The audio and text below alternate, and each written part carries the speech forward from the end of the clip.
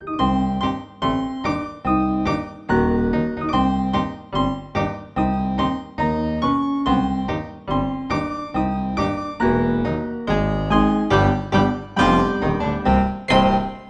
back to Finding Monster Right. The show about finding monsters, right? Right. I'm Adam. And I'm in the woods, naked and DTF. We're finding Bigfoot and bringing him to justice. Not just any kind of finding Bigfoot. We're observing him. And his creatures and his whole species. With my handy-dandy Bigfoot Observer's Field Manual by Robert W. Morgan. Yes, this is a field manual that Adam's had in his possession for... maybe about 5 years now? Yeah, and my theory is that this Robert W. Morgan character is obsessed with Bigfoot as, like, a matter of parasexuality. Yes. We have both read this book at one point in time, presumably. I gave it to you, and you emerged from a fog several weeks later and returned it. Yeah, no, literally. Like, there was just like a swirl of crows flying around your apartment that, like, all materialized into me, and then I was just like, here you go, and then, like, left. I attended at some kind of used books sale. I don't remember which one. Oh, God, someone's used it. Yeah, I probably spent between $1 and 25 cents on it. The price tag on Amazon and on the book itself says that it should be retail for no less than $16. No less. Not a penny less for Robert. Just in like a pure, entertainment-wise, it's better than, a Hollywood blockbuster for sure, but content-wise, these 136 pages are very, very scarce in actual written quality. I've found some typos, I found some weird messages. Okay, when do we get to talk about the fact that I managed to read this book without having my mind and soul consumed and my body becoming a hollow Bigfoot dick-seeking missile? Yes. Cthulhu mythos style, but like... Well, I think your problem is that you refuse to look at the cover. I do, yeah, no, when I kept this book... I kept the cover face down in my house because I did not want to ever see it. There's a very scary painting of a Bigfoot face on it. He's just, like, dead-eyed, straight into the camera, and he has an expression on his face that says, like, why must we fight? So the story, as I've done my homework, is that Robert Morgan, like, in the 50s, had an encounter of sorts. Something that with one of these, as he calls them very frequently throughout this book, and very rarely a Bigfoot, a forest giant. And someone that probably shouldn't be making books, made this, quote, a practical and easy to follow, step-by-step guide to your very own face-to-face encounter with a legend, unquote. I just wanted to make sure you said face-to-face? Yes. There are 3 hyphenated phrases in that summary paragraph. To go back to the cover for a second, we looked up... I do every night in my sleep. Yeah, right, exactly, yeah. We looked up the illustrator, and we found that every single one of his paintings is of an animal with bizarrely human features looking straight into the camera. And it's...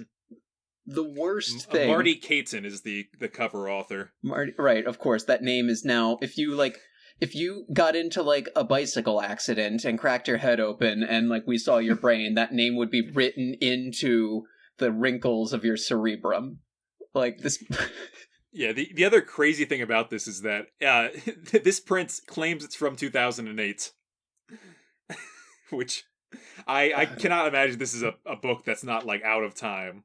But yeah, I've really... So the field manual goes into 6 easy steps that you can follow to encounter a forest giant on your own accord. And they get increasingly insane. In my reading, I found a lot of sympathy for Robert Morgan. This used to be like just a conversation piece, like a thing you whip out at parties and you have a couple laughs at. But I don't know. With the context, I'm a little more on his side. To be Maybe clear, not. Yeah. we go to some pretty nerdy parties. Oh yeah, that's for sure. But yeah, no, it's I think you have specifically stated that you've got more of a scientific breakdown or like rebuttal of some of his methods. Yes, I do. Well, first off, I want to talk about the probably biggest issue I have with this book, because there's insanity and then there's insanity that affects people. And the first thing in this book is a Native American elder who may or may not be completely fictional and a stock photograph, saying how Sasquatches are real and the Native Americans hide them from the white man. And, like, on page 12 or so of this book, Robert talks about how, like, I call him Robert because we're friends, can't you tell? He talks about how Native Americans may talk in riddles in order to hide things that were meant to be hidden. And I was like, do you understand that Native Americans are, like, people and not, like, elves or something, right? Yeah, he gets into accounts about how Native Americans, like their elders and shamans, sometimes hide their connection to these creatures. No one involved in the writing or editing of this book, who am I kidding? Robert Morgan, the only person who read this book before you did, has no idea about anything that Native Americans in the modern world do. He just thinks that they live in Monument Valley in Utah and occasionally they fight John Wayne or whatever. Yeah, it definitely, he has an odd, although I do want to say that his, later in the book, every now and then he brings up his relationship with the Amerindians and stuff like that, and he's very pro, every now and then there's some real woke Morgan that happens. It's very... Sometimes his name's Robert Woke Morgan. Oh, that's what the W is? It changes purpose throughout the... Oh. Sometimes it's Robert Wilderness Morgan. Oh, gosh. That's a good bit, actually. Yeah, right.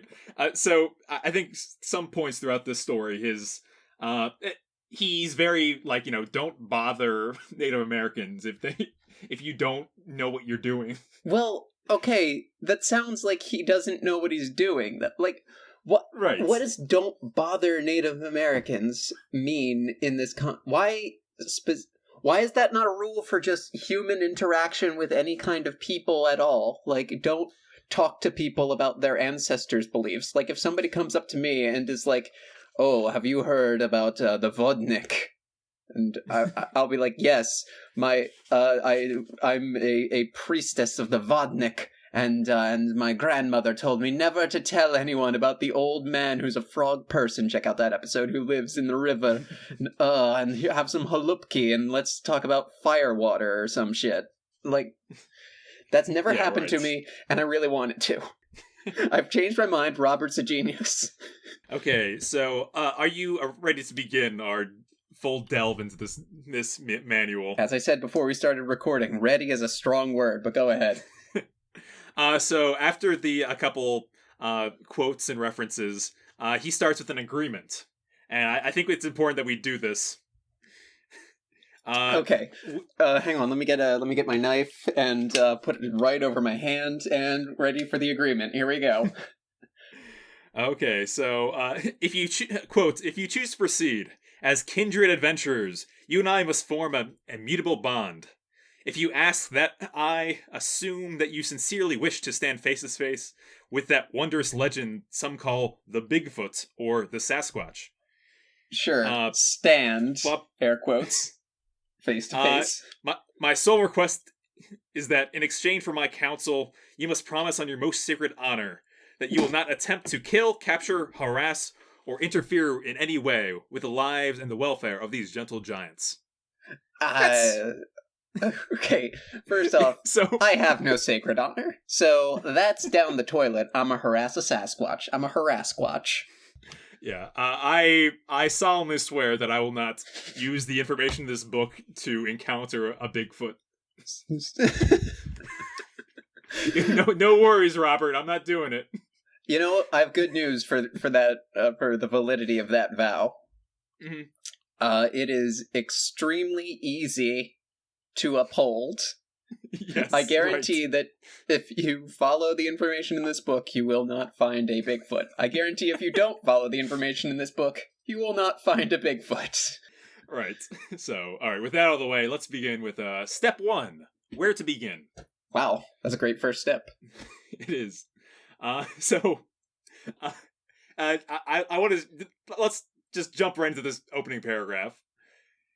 Quote, "It's critical that you set aside every preconception about where the forest giants might or might not be. Forests. From this moment on, you must gain your expertise only through your own academic preparation. You must follow it up with hands-on field examinations, and you must never again rely on anyone's research or conclusions other than your own. Okay. And that includes mine." Okay, so the opposite of how science... Step 1, first paragraph, throw away the book. Just burn this book. Honestly, great advice so far. But, also, here's a scientific principle. It's called repeatability of results. And, established procedures. And, not just, established procedures and, there are rules you'll have to follow. I mean, established procedures as in, this is how you do the thing. Not established procedure as in, these are the rules for when you're, returning a book to the library. These are established rules for how to make chocolate chip cookies. Robert Morgan has some rules about visiting a library. Oh, right, he does. Oh my god, I remember now. So he follows this with kind of going on to his methods of making a master map and a chart of reports. Again, which not something that a normal field biologist has to do because no one's debating whether or not mallards exist. No, he's very keen on you should be visiting your local library and looking for local legends and all that kind of stuff and try and gather all these data points together. Spoiler alert, every single local legend is old Swampy who got drunk one time in 48. Yes, right. He's... And, again, a little bit of woke Morgan here. He's big on libraries as local institutions. And he thinks, going to your local ones is important. However, he's got kind of like a fantasy image in his head of this. And that's a good paragraph if it starts off with something in italics. Usually a story, or in this case, hint. There's a lot of text in this that's just randomly italicized or underlined or bolded. I love it. It's called hints because he's leaving clues for you to perform. It's like a magic trick. But he says, hint, by openly appreciating your professional librarians, maybe they may be more prone to open doors to a wealth of hidden knowledge you may not suspect exists. Properly motivated, these professionals can find out nearly everything about anything. Just make your request polite and explicit. Later, when you follow up on their suggestion, show them the respect they deserve by saying thank you with a smile. 10 will get you 20. They will dig even deeper for you. That's... I think that... not... I don't know if that last sentence is... I'm almost positive it's a typo of some kind. Turn your head around 180 degrees to impress your librarian. But I love it. If you treat them with respect, they might open back doors for you to learn. You go to the back of the public library where they have all the Bigfoot Seduce your librarian to get them to show you the restricted section. Yeah, it's not right. Perhaps you'd like to see our more forbidden wares, Mr. Morgan. What is... also, what is this guy... where does he get off writing, a manual for how to interact with people? Be respectful and smile. I think every time he has an aside of some kind, you really get you go a little deeper into his psyche and realize that he is unwell. Yes, that's the real... in several different ways. That's the real story. So next he talks about... Next, he gets into kind of Indian legend and stuff like that. Boy. And this is the woke part that I was mentioning here. So, quote, those elders among the Native Americans who know the ancient truths have good reason not to share their sacred knowledge. These sovereign people have been treated brutally and sadistically for daring to worship our creator in ways that Europeans did not approve. Well, I mean, that's a very Eurocentric way of looking at it, but sure. Yeah, he respects Native American religion. He respects Native American religion and their right to worship the Christian God, even though they call him some goofy, it's still Jesus. They call him like the Great Spirit or whatever, or like Montanowak, but it's still really Jesus, just wearing a funny hat and some feathers. Quote, their chosen ways of life were destroyed, and everything they freely shared with the Europeans has either been exploited or slaughtered to the brink of extinction. Be respectful, leave them in peace. I mean, no worries there. Yeah, no. So yeah, that's the woke bit that I thought was welcome. It's certainly well-meaning. Maybe that's what the W stands for. Well, the W in this case is well-meaning. Yeah. He goes into his master map, which involves putting all these locations on a piece of paper that he quote, firmly attach your map to a stiff cardboard or plywood and cover it with a clear plastic film thick enough to accept notations using an erasable felt tip pen or a grease pencil.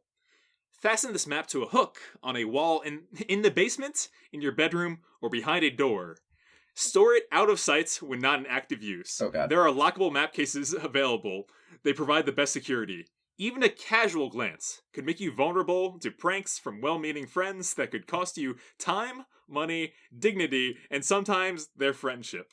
Unquote. Okay, so this, for starters, the specificity of these instructions is anal retentiveness masquerading as expertise. Like, no one in the world, like, again, like, if you're out there studying mallards, nobody's going to tell you how to make your mallard map.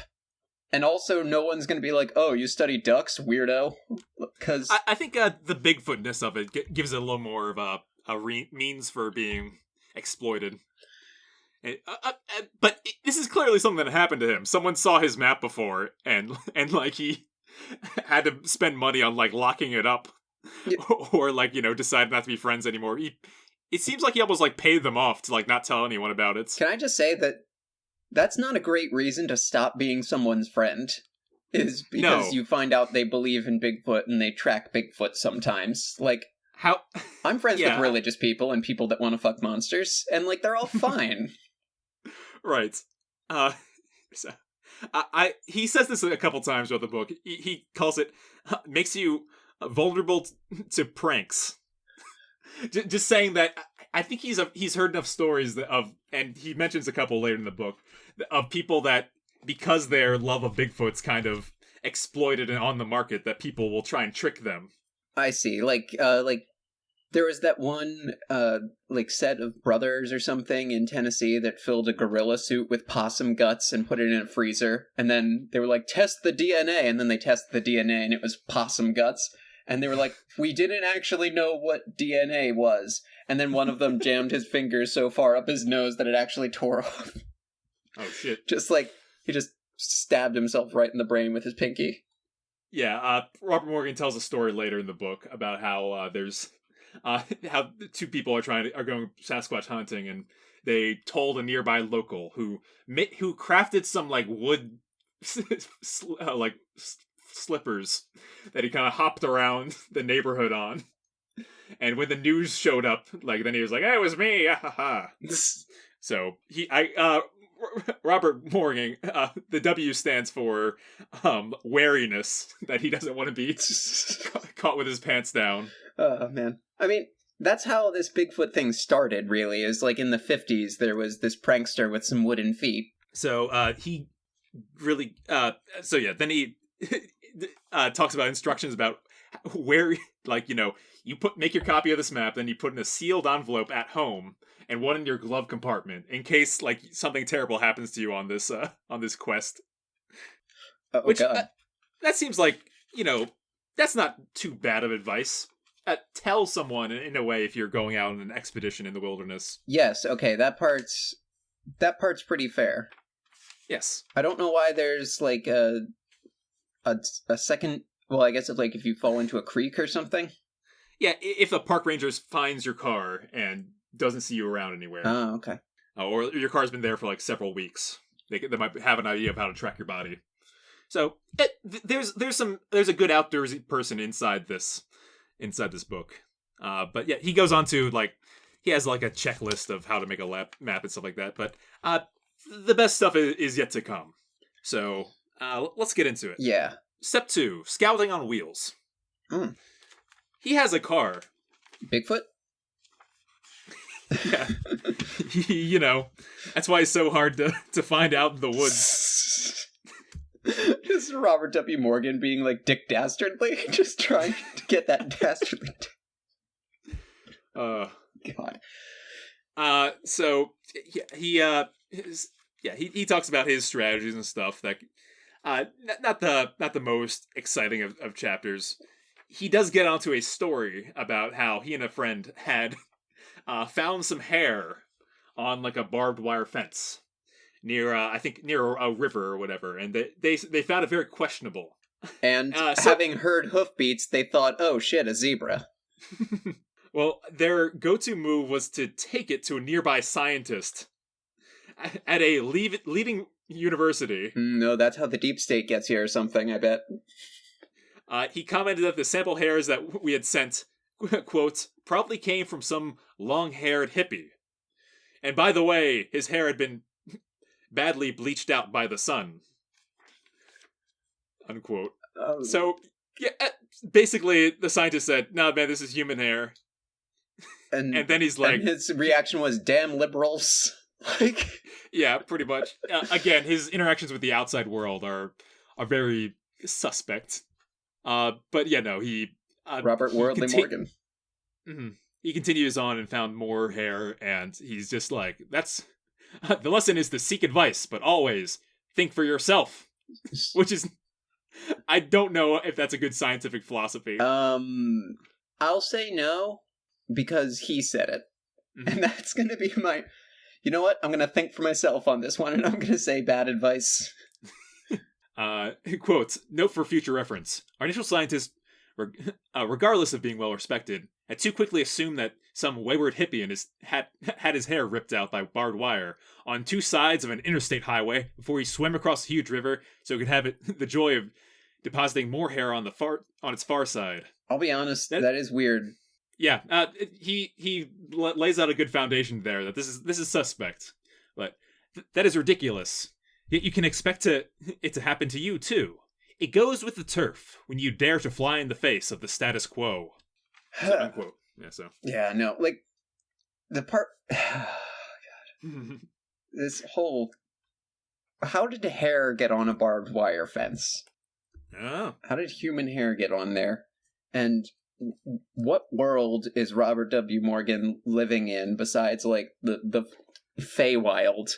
That, like, there are hippies walking around in 2008, just, like, going to Iron Man, hanging out in the woods.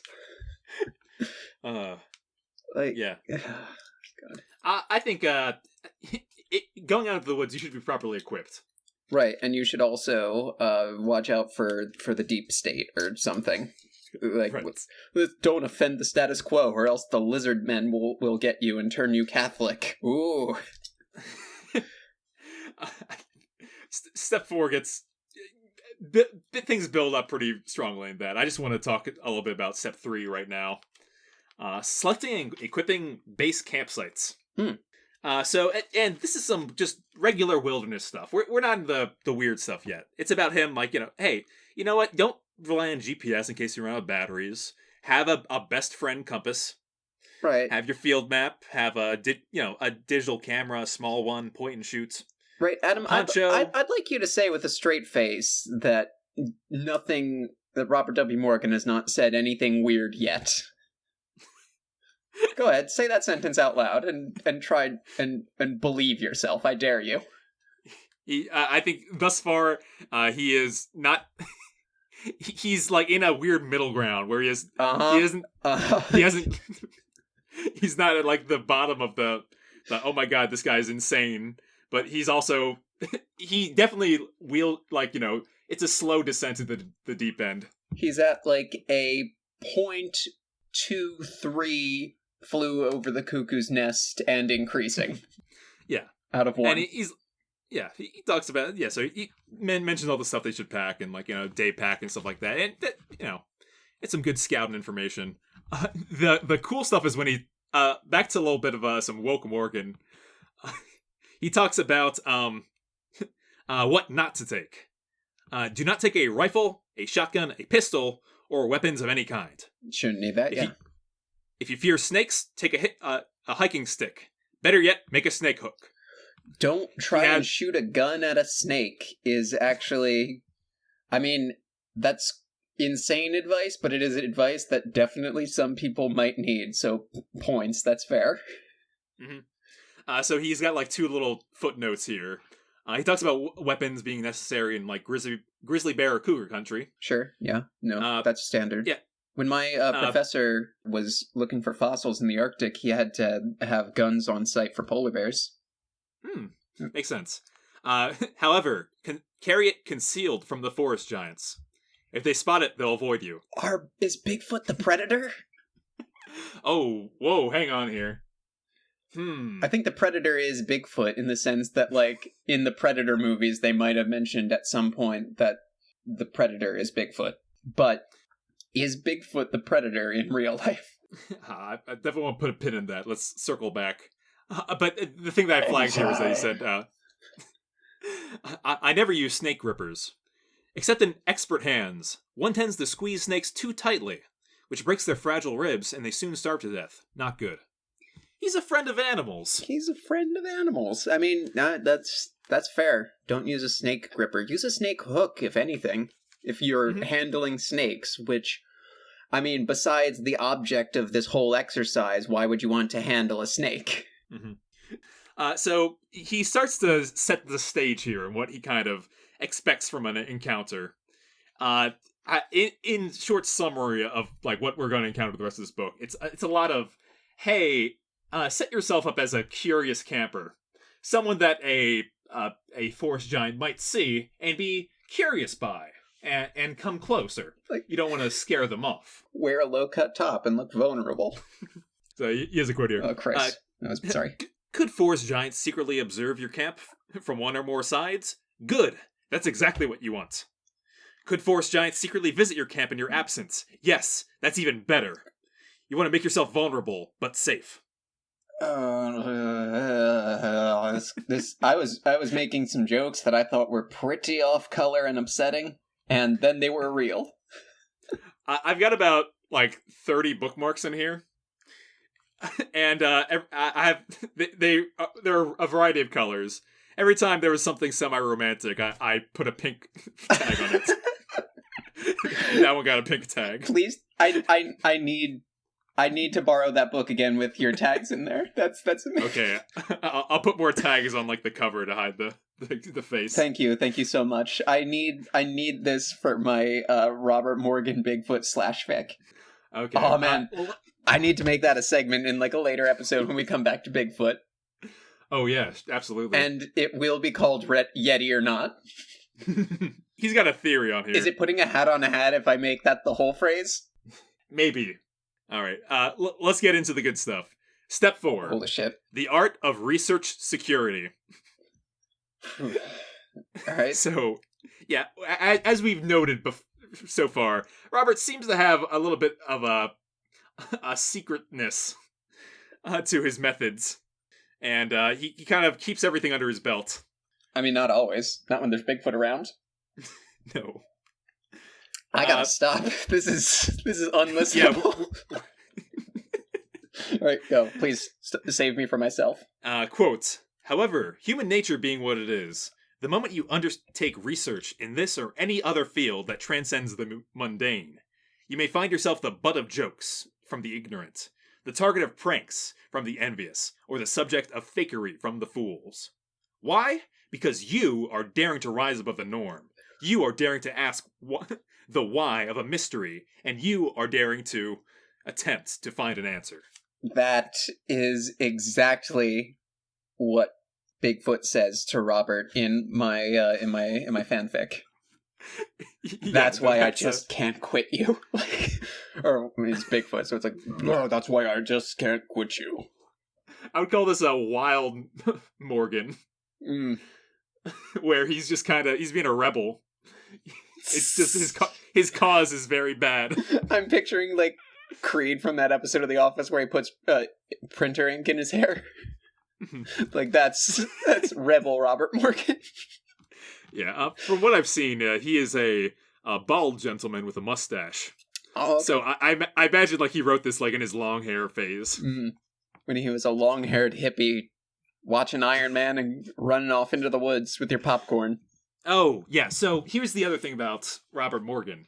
He considers himself above the cut of your ordinary Bigfoot researcher. Oh, well, so does every other paranormal researcher who's ever existed or pretended to research anything that was fictional. But go ahead. Yeah, he's got some choice words here. Quote, "While being aware that there are groups of tightly knit individuals who operate well as a team, I have chosen to avoid contact with most clubs or associations of self-described, quote, Bigfoot researchers, unquote. From what I have observed, most, not all, comprise a minimum of truly motivated and generous individuals who are surrounded by a mixed bag of talkers, braggers, scoffers, liars, fakers, and those who would be entertained at the expense of the doers. Oh my god. Worse, they tout their expeditions that are either weekend sorties or at best a week in the bush. These are certainly not expeditions," unquote.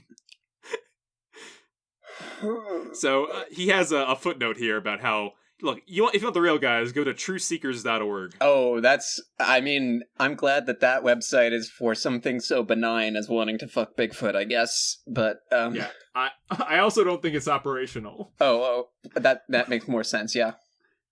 Yeah, so they found some real truth, all right.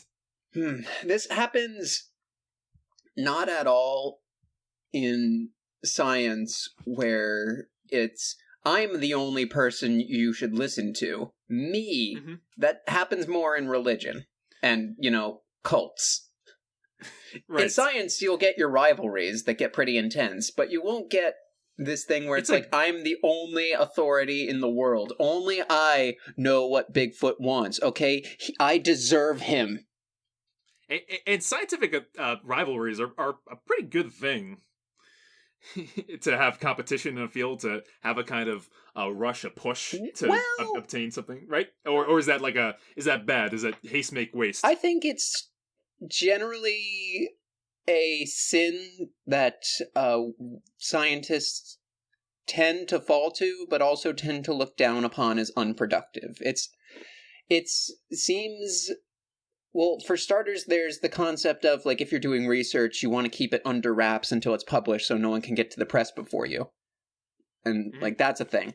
But yeah, right. And if you're going out and intentionally seeking, like, projects to swipe from other people, then that would be just broadly considered a dick move, and then it would be looked down upon if they then started some kind of rivalry with you, but it would be your fault. Yeah, I think it just kind of leans into Robert Morgan's paranoid nature.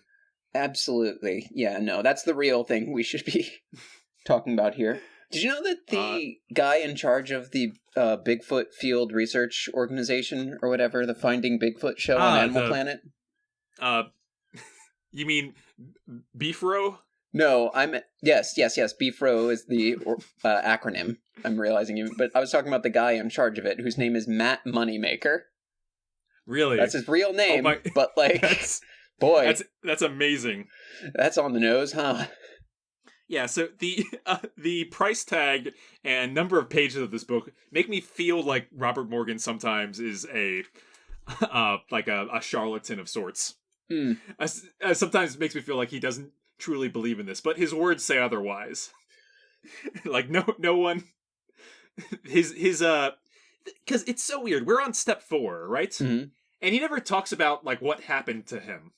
He doesn't talk about his history. He doesn't talk about like his personal experience or something. He's so cryptic in describing like what he has been through. Or would you say he's cryptid? Yeah, he's a real cryptic A cryptic hunter. cryptozoologist. A cryptic Yeah. crypto. This step ends pretty funny. He says, uh, once you have quotes, once you have selected your initial site, if necessary, use your shuttle bike to stash gear from your base camp near your entry point. For extended stays, you may want to advise a local farmer or the owner of a nearby gas station, motel, or bait shop that you are an amateur wildlife photographer looking for some unusual shots. You are not lying, so you can look them straight in the eye. And if they ask exactly what wildlife, tell them anything that you come across. Okay. So he has, like, again, that paranoia that, like, just out here shooting wildlife. Hey. Wink, wink. Okay, what is a shuttle bike? Because it sounds like something that Tron rides. It does.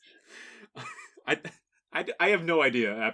Actually, I'm picturing something that has the same, that looks like a penny farthing, except I refuse to accept any other mode of transportation for Robert W. Morgan besides a penny farthing with like a sticker attached to the back of the seat that says like I break for big feet. Well, it's like a penny farthing, but it's got like a retro futurism like design to it. It's like the Key and Peele sketch about like when your friend goes steampunk. Yeah, exactly. And also like just say you're like, if I'm a farmer or a bait shop owner or a motelier or whatever the other options were, I don't want to be any of those, but frankly, I'd rather be them than the person asking and saying like, hey, I'm a wildlife photographer. Watch my stuff for like a 2 weeks, not like a 1 week thing, because that's not a real expedition. That's a weekend soiree. And they're like, what? Why are you doing it like this instead of any other way? But if you say, hey, I'm a Bigfoot hunter. Can you watch my things for me? I'm going to go into the woods and look for Bigfoot. And I'm sure I would be like, as the business owner, like, yeah, okay. I mean, let me know if you find anything. Sounds like fun. Have fun, dear. Like, I also think it's definitely a culture thing. Like you said, there's shows that Bigfoot hunting is getting more and more accepted every year. Yeah. And this 2020 Bigfoot hunting is probably a little less frowned upon than 2008 or way before then. Honestly, I would vote for Bigfoot for president. I think a lot of people do every year in this country. That's, you know what? Hey, correct. It's a demographic. I put myself on the ballot for to be a DNC delegate. For in this most recent primary election. So I'm gonna set shit straight from the inside, like how Robert W. Morgan would do. Yes. Speaking of setting things, step 5: setting the stage for an encounter. This is the good stuff. Get some candles. Yeah. Put on some Mariah Carey. Oh, he talks about music. Oh, he does.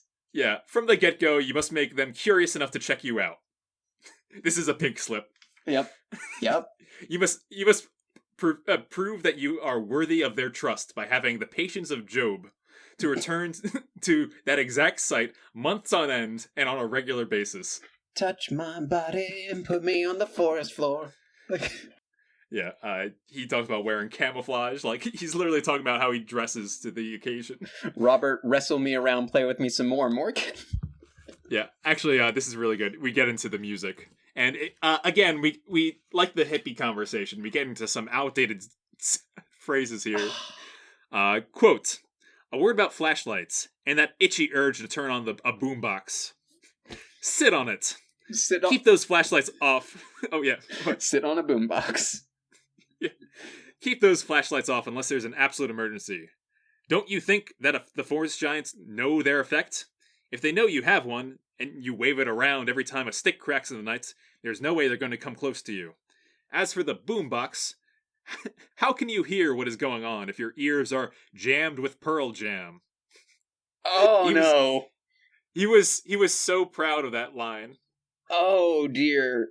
Oh dear, dear, dear, dear, dear, dear, dear, dear. Okay, but what if you get lonely?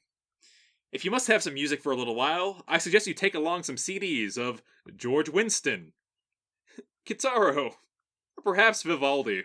Just Don't laugh.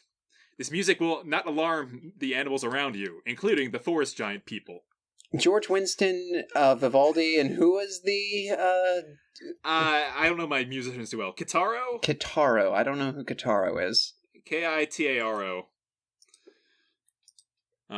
Whomever, but truly, if you insist on playing any kind of music, make it classical or chamber music. But still, do so in short intervals. Turn it on softly and play for no more than 5 minutes at a time.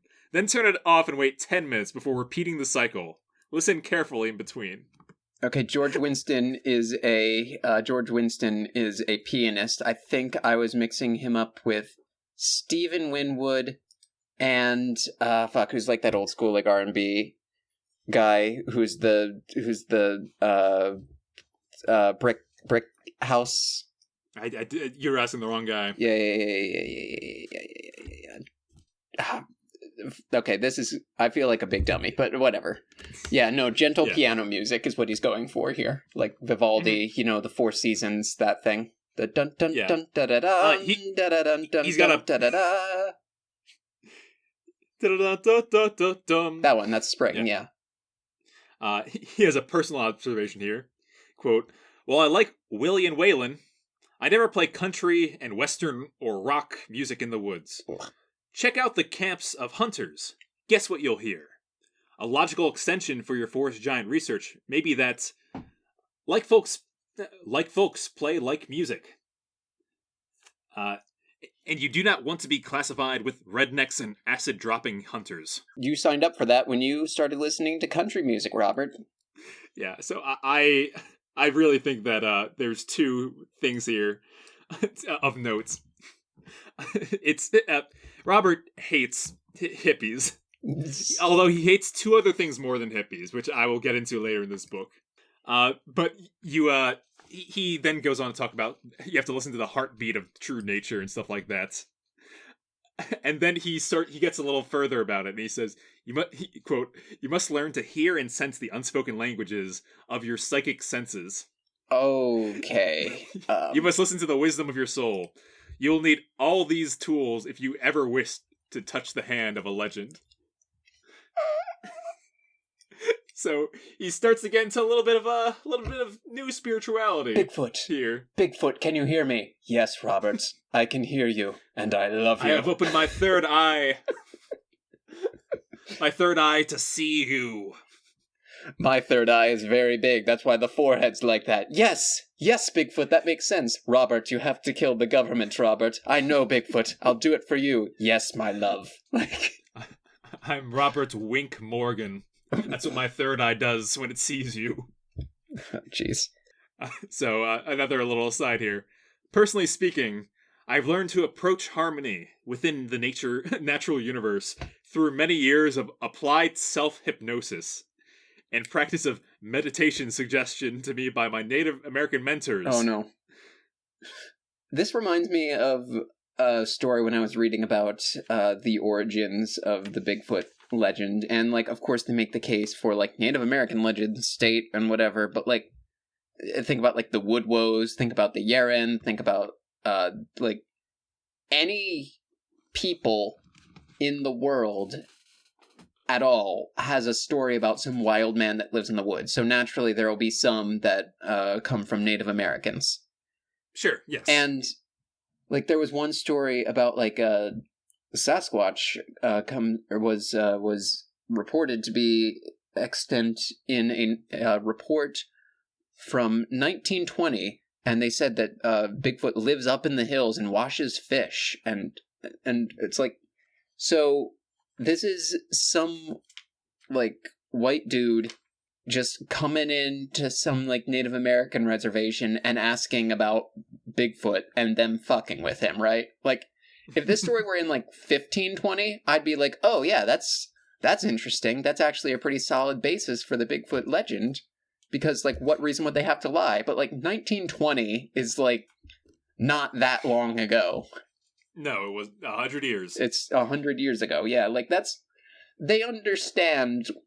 Like, they're not primitive people that don't understand the world around them. They're like Native Americans. I mean, it's like they're regular people, and the fact that this has to be hammered in to the brains of everyone is absurd. Yeah, we've covered and are going to cover monsters that are much younger than that. Oh yeah. Yeah. So they this is the part where you realize that Robert Morgan is not he doesn't have a full toolbox. Yeah. It says here so he I'm just going to start reading some of this up to a little scene that he starts to lay out. Quotes. Let's put a smiley face on our picture. Let's imagine that Willie Forest Giant and his lovely bride, Wilhelmina, are sunning themselves smack dab in the center of a 5-acre briar patch in a wilderness area far away from smelly towns, busy farms, overcrowded campgrounds, and trails frequented by hikers. It is not an accident that he chose the name Willie, just saying. Also, for someone just like improv storytelling, giving two characters the same name is really just is hard. Since most little hairless folk enjoy yelling back and forth, avoiding them has not proved difficult. However, on this day they notice something unusual as you begin shuttling gear to your secret campsite. Okay, but on your shuttle bike. Here we go again with the shuttle bike. Quote, "What ho?" Willie murmurs. It's a Wilhelmina's ear. Oh my god. Did that one just huff by here an hour ago? Come to think of it, that's the 5th time today. My, the strange things these pale beings do. Okay, I think I figured it out. They're talking like giants. Like Jack and the Beanstalk giants. Right. They're like, my, like, or Sesame Street characters. Maybe that's... Yeah, but even his, like, prose changes in this part of the book. Listen to this. Come twilight, Willie and Wilhelmina casually monitored those flickering pinpoints of light clustered at yon public campground, where pots and pans are rattling, while weary hikers share their adventure tales of that day. This giant family knows this routine. They'll burn steaks, hot dogs, and burgers, swig beer, and sing goofy songs around a blazing campfire. Come midnight, the majority will be snoring away. No problem. Willie and Wilhelmina know from experience that virtually none will stray from those campsites at night. If they do, they're easily traced to and from the potty by their wavering flashlights and nervous conversations. Potty? Okay. Also, like, who has a nervous conversation on the way to the bathroom? Well, I know that one. That's like, you're out camping and you gotta go, so you go out into the woods and you're kind of like, don't mind me, just walking to myself over here, just to literally to scare anything around that's within easy earshot. I mean, when I have to go to the bathroom in the woods, and I frequently do, I just like put on like a cloak and take some daggers and start like climbing around and like jumping from shadow to shadow, and then I eventually like eliminate, and then just suddenly like disappear. I've done the shadow stepping at night thing before. It's very fun. Oh, absolutely. No, yeah. Yeah. So I want to. This is the one section of the book that I truly want to get into, because the fictional story here he weaves is not the work of an author. Okay, we can take a lot from Robert Morgan, but we can't deny that he has in fact written a book. Yes. In fact, put that on the back cover. This is a book. This is a book. Yeah. The back cover is something else entirely. A small aside here. The back cover has this paragraph. If you diligently apply the principles described in this manual precisely as they are presented, the trammel veils will lift and the truth will be separated from fiction in this great adventure. The trammel veils. I believe that's what they used to kill Vecna in Critical Role. Yeah. Trammel veils is like H.P. Lovecraft wrote down that phrase, then crossed it out because like, nah, it's too weird. Oh boy, that's saying something. Yeah. Twilight fades into night. It is now quite safe for Mr. and Mrs. Giant to go about their business of munching roots, nuts, berries, and mounds of veggies from either the forest or the nearest row of farms. They can also stun fish, frogs, and turtles with stones. Or they may even hunt deer, elk, or an occasional cow, goat, or pig in relative peace. This is terrible exposition. Oh my god. At no point in this book he says, like, alright, this is the kind of stuff that forest giants, like, snack on and stuff like that. He waits until he's, like, midway into a weird story to start telling you what their eating habits are. Also, like, eating pigs and cows, that's, like, a measurable, real thing that we can prove is not real. Mm-hmm. Early on, he talks about in research opportunities and stuff like that. He'll go to farms and like ask, like, hey, is any are you missing any like you ever lose a chicken nearby, maybe? Or like anyone ever go missing and you just like stop worrying about it? Jeez, I mean, most apes, I would say, are not carnivorous. I think like a chimpanzee would be obviously probably the most carnivorous. I'm not sure about orangutans, but I know gorillas are relatively like very small animal matter. Chimpanzees will go around, they'll like kill and eat monkeys and like other chimpanzees, and once in a while there's records of them even eating people. But like hunting large game is not the habit of any primate except humans. Right. Which, yeah, another point against you, Robert Morgan. We got your number. I'm starting to think you don't know what you're talking about. I'm just gonna like try and power through this. At least the lion's share of this story because it's so good. You gotta have to hear this. Oh yeah, no. What's that dim light doing down in the middle of their favorite meadow? Both Willie and Wilhelmina have passed this way all their lives, and not once has any hairless beings ever camped there before. Perhaps this should be looked into. Why, Willie, look at this! That pale little creature is sitting so quietly. It's alone, Mrs. G whispers. This is too strange. Usually they travel in gangs. Wah, Willie grunts. That's the same dink we saw trotting up and down the path. As if it couldn't make up its mind to go or to stay. No matter, love, he grins as he scoops up a stone. Watch this. Swish. Thump. Look out, Willie. It's standing up. Freeze so it can't see you. What if it has one of those shiny sticks that makes such a dreadful noise and shoots fire and causes pain? What the hell do these people do all day? Yeah, I like this folklore, this mythology they have about guns. Some real world building happening here. There really is. George Clinton. Fuck. Oh god. It took me this long to remember who that guy was. Oh, God. This quarantine brain. After several tense moments, Mrs. G shakes her shaggy head in wonder. No, there's nothing in its hands. It isn't even screeching. Now it's holding its empty hands out, exactly the way we do. I've never seen those creatures do that. How very, very curious. Nevertheless, macho Mr. G is in no mood for a change in routine. That pale person belongs down in the campgrounds with the rest of those nasty creatures. I love how the Sasquatches have gender roles. They do. Right. And also, like, can I say, is he really portraying these things as being, like, very sentient? And, like, yes, people, essentially? Mm-hmm. He definitely treats these forest giants as having a noteworthy, like, social structure and, like, as insanely clever. I mean, the only activity we've seen them do independent of humans is lie down in the sun, which... Okay. Nevertheless, macho Mr. G is in no mood for a change in routine. That pale person belongs down in the campground with the rest of those nasty creatures. Okay, kid, let's give it a show, he chuckles.